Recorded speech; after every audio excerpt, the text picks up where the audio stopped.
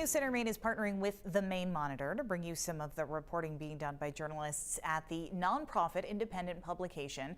We are featuring one of their stories each Monday. Today, we're talking about the red flag law, a referendum approved by voters last November.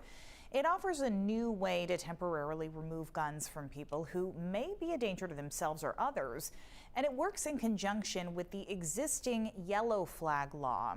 Here to talk about that today is Emily Bader. Hi, Emily. Hi. Thanks for coming in. Let's start with the timeline. What is the timeline for the implementation of the red flag law? Yeah, so the law will go live on February 21st, which is a date that's set by the state constitution. Because the law requires funding to be implemented, Governor Janet Mills said that she will propose funding in her upcoming supplementary budget. That should be expected by the end of the month.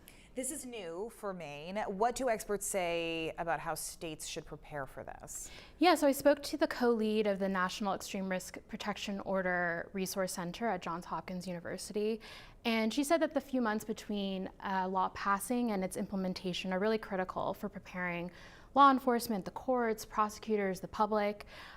This is the time to get infrastructure in place, she said, creating the forms that the people will need to fill out to file a petition with the court, making information about the law easily accessible online, training cops and judges, and working on general awareness of how the law will work.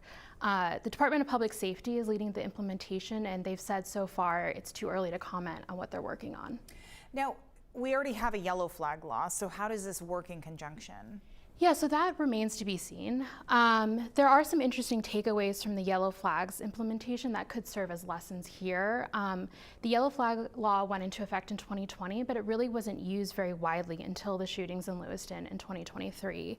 I spoke to some law enforcement officials who said that there was just a lot of confusion about how the law worked in the early years.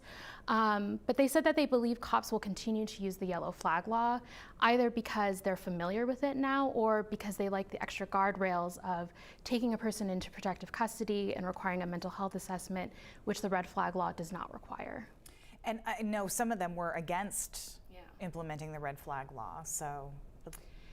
Yeah, I mean, all law enforcement will have a choice to use yellow or red flag law. Okay, all right. So lots remains to be seen here. Emily Bader, thank you so much. Thank you. You can read the full story and much more at the-maine-monitor.org.